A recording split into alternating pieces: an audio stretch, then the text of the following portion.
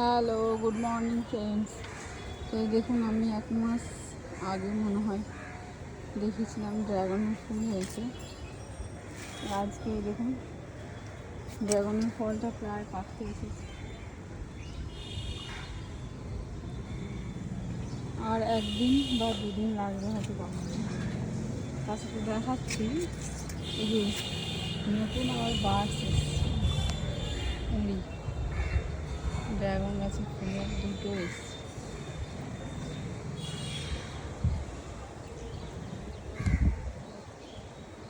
আপাতত দুটোই দেখতে পাচ্ছি, তো দুটোই হবে নিশ্চয়ই আশা করছি।